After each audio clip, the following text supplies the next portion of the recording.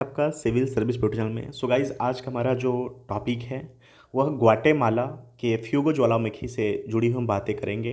अब क्या हमारे एग्ज़ाम के लिए ये इम्पॉर्टेंट कंटेंट हो सकता है? तो बिल्कुल हो सकता है। क्यों? क्योंकि देखिए, एक अंतर्राष्ट्रीय ये न्यूज है और ये इन्वायरमेंट से जुड़ा हुआ है, ज्योग्राफी से जुड़ा हुआ है।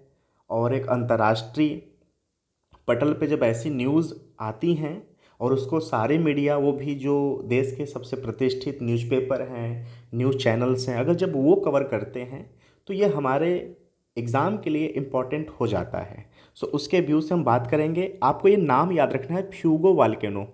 ठीक है। सो ये जो फ्यूगो ज्वालामुखी है, आप चित्र में देख सकते हैं, मैप में यहाँ पे आपको याद रखना है कि इसका जो ईस्टर्न वाला क्षेत्र है कैरिबियन सी है। ठीक है। और जो वेस्टर्न वाला है यहाँ पे पैसिफिक ओशियन है। तो ये एग्ज़ाम में आप मैप याद रखना। ठीक है, मैप याद रखना। हालांकि मैं पहले मैप से नहीं कोई चीज़ कवर कराता था, लेकिन मुझे लग रहा है कि एग्ज़ाम में ये चीज़ें भी एक अपनी जगह बनाकर चलती हैं। सो सिर्फ न्यूज़ नहीं, हमारे पास एक स्ट्रक्चर भी होना चाहिए समझने के लिए। तो आप मैप से समझ सकते हैं कि ये ग्वाटेमाला है। ठीक है। ग्वाटेमाला में फ्यूगो वोल्केनो क्या न्यूज फिर से एक बार आया है यहाँ पे। हालांकि हमेशा साल डेढ़ साल में एक बार यहाँ पर ज्वालामुखी का निर्माण होता है। सो आप बस इतना ध्यान देना कि इसका जो ईस्टर्न वाला क्षेत्र है वहाँ पर कैरिबियन सी है। ठीक है, लगा हुआ। और पैसिफिक ओशन है इसके जस्ट अपोजिट में। ठीक है। और आप मैप में यहाँ पे देख सकते हैं ग्वाटेमाला है। ठीक है। और यहाँ पर ये वॉल्केनो का निर्माण हुआ है। चलिए अब आते हैं इसके बारे में कि कहाँ पर है फ्यूगो ज्वालामुखी, कहाँ पर है। ठीक है। सो देखिए, जो फ्यूगो ग्वाटेमाला सिटी से 40 किमी दूर दक्षिण पश्चिमी इलाके पर स्थित है। ठीक है। यह एंटीगा शहर से ज़्यादा नज़दीक है। तो एग्ज़ाम में ये भी आ सकता है कि जो फ्यूगो ज्वालामुखी है उसके पास में कौन सी सिटी है, कौन सा शहर है। तो एंटीगा आपको याद रखना है। ठीक है। और जो एंटीगा है ना, एक पर्यटक स्थल भी है और काफ़ी पैदावार होता है यहाँ पर। तो इसके लिए भी यह प्रचलित जगह है। तो एग्ज़ाम में यहाँ से तथ्य आ सकते हैं। ठीक है। और ग्वाटेमाला में दो अन्य सक्रिय ज्वालामुखी हैं। कौन कौन से? सेंटिया गोइटो और पकाया, ये दोनों नाम और भी याद रखना है। ठीक है।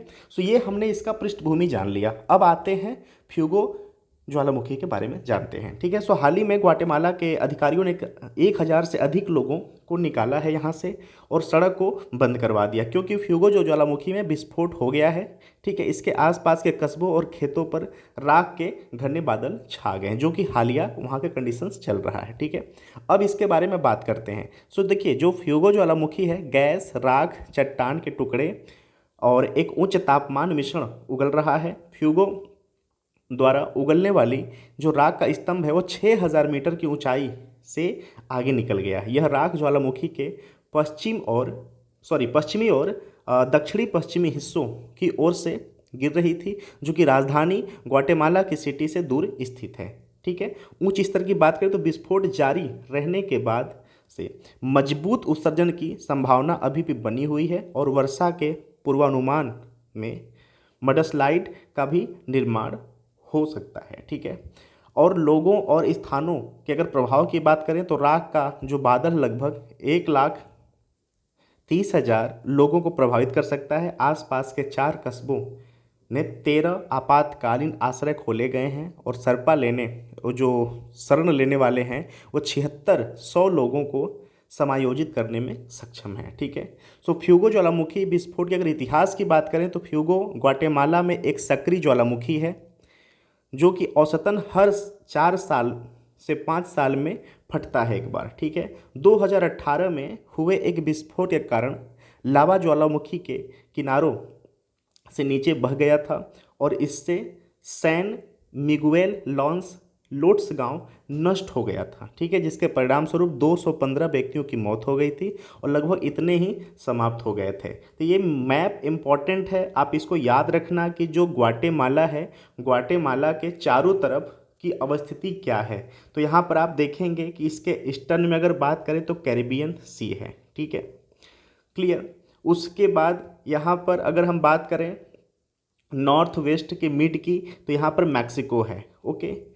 उसके बाद हम बात करें कि जो साउथ और वेस्टर्न का मिड है वहाँ पर पैसिफिक ओशन है। ओके। और जो ग्वाटेमाला है यह वेस्टर्न में साउथ वेस्टर्न में कम से कम 40 किमी अप्रॉक्सीमेट, और अगर नीचे आएंगे तो यह फ्यूगो वाल्केनो है। तो आई होप कि आप इसको समझ गए। तो इसकी जो जियोग्राफिकल अवस्थिति है हमारे एग्जाम के लिए इंपॉर्टेंट है, तो इसको आप प्लीज़ याद रखना। सो क्वेश्चंस यहाँ से बन सकते हैं एमसीक्यू के फॉर्म में। So thank you so much for watching. Thank you.